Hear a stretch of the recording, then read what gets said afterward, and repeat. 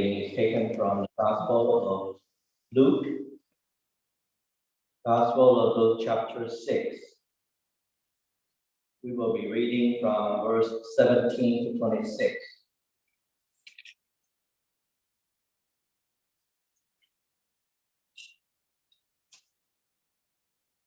Gospel of Luke, chapter 6, verses 17 to 26.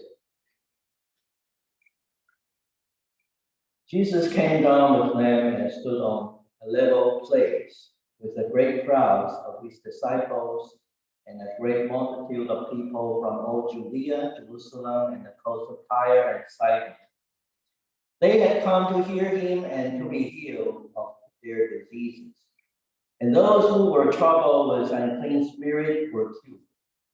And all in the crowd were trying to touch him, for power came out from him and healed all of them. Then he looked up at his disciples and said, "Blessed are you who are poor, for yours is the kingdom of God. Blessed are you who are hungry now, for you will be filled. Blessed are you who weep now, for you will laugh. Blessed are you when people hate you, and when they exclude you, revile you, and defame you on account of the Son of Man. Rejoice in that day and leap for joy, for surely your reward is great in heaven. For that is what their ancestors did to the prophet. But woe to you who are rich, for you have received your consolation. Woe to you who are full now, for you will be hungry. Woe to you who are laughing now, for you will mourn and weep. Woe to you when all speak well of you, for that is what their ancestors did to the false prophets." The word of God for the people of God. Thanks be to God.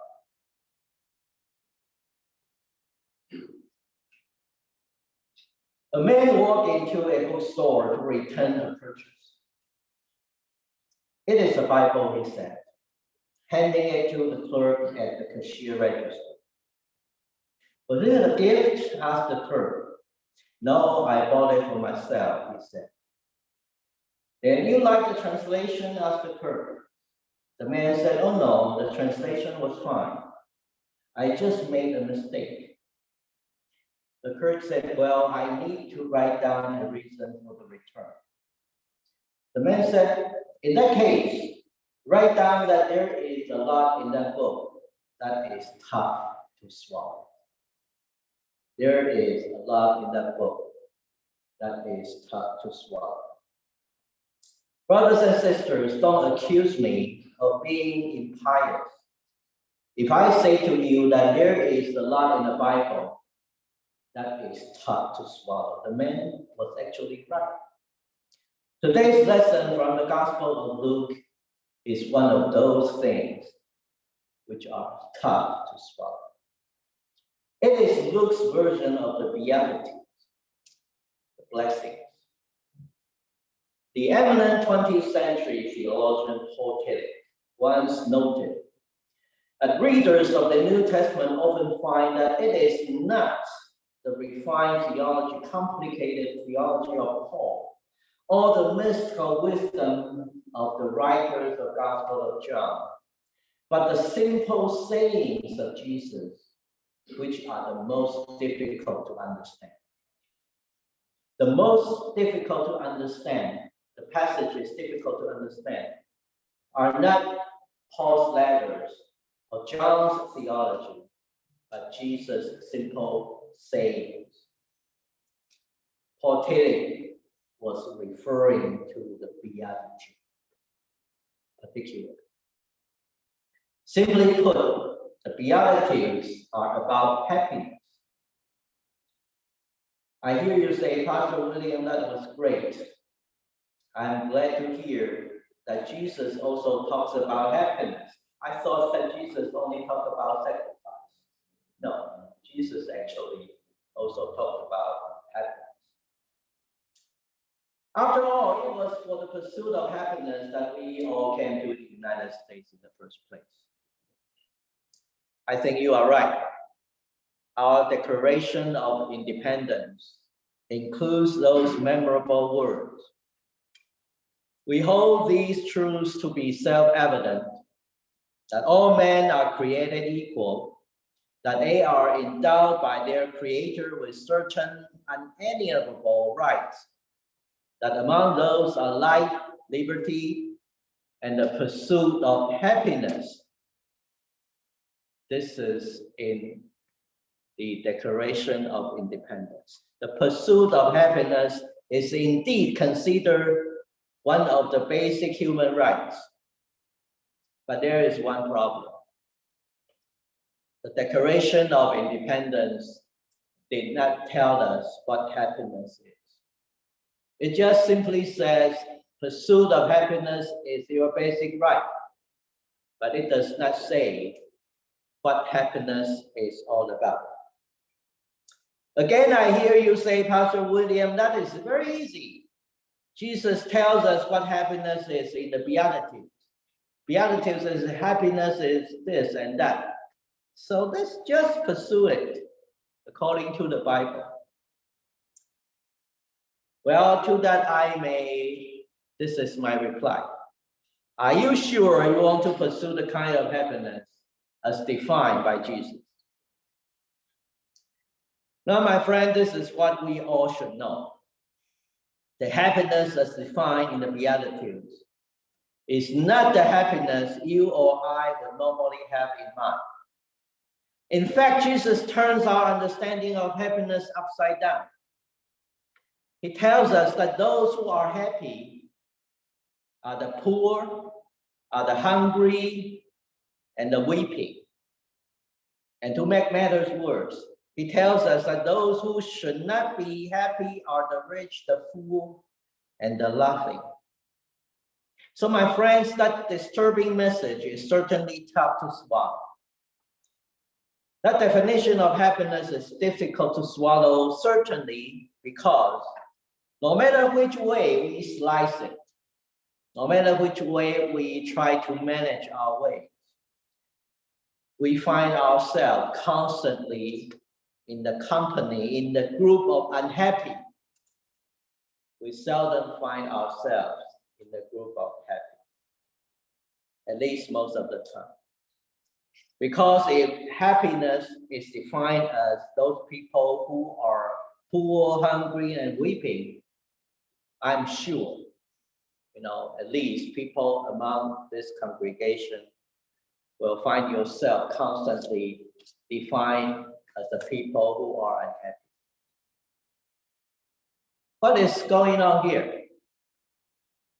Well, I think Jesus is saying two things to us. First, he is saying that when we live out of vulnerability and need, when you live your life out of need, out of, lack of something, out of our emptiness and not out of our fullness, when you live that way, it is when you live that way that we can connect with God and that God can easily give us what, happiness is all about. Jesus is not saying that it is bad to be rich or full or healthy or strong or, lighthearted. No. Rather, Jesus is suggesting that fullness and satisfaction easily lead to self-sufficiency and self-absorption. Self-sufficiency and self-absorption, which is a state of existence that distances us from God and often leads us to glorify ourselves instead of God who has given us life. Those people who consider happiness, that kind of state, very easily will give us wrong impression that we are self-sufficient. We do not need to rely on God's guidance. Secondly, Jesus is saying that happiness is not about a good life. Happiness is about a life that is good. maybe I'm playing the words. Happiness is not about a good life. Happiness is about a life that is good. Let me tell you the difference between the two. We could see this second thing, difference between, a good life and a life which is good. Most clearly in the life of Mother Teresa. She worked with dying people in the wretched slums in Calcutta, India. Did she live a good life? I cannot honestly say it was a good life. It is not a good life. But did she live a life that was good? In other words, was she happy? I think we can agree that Mother Teresa was happy about her life. Not a good life, but a life that she enjoyed. And people who knew her most intimately claim that she not only had happiness, actually he radiated happiness. He sends out happiness, gloriously, eminently, just like light. He radiated happiness. Not just he felt happiness, he radiated happiness. It is not a good life, but it is a life good enough to produce happiness for her. Brothers and sisters, many authors who have studied and pursued of happiness have observed that the happiest people on earth are not those who pursue happiness for themselves, but those who seek God, serve others, and give happiness to all. Let me repeat that again.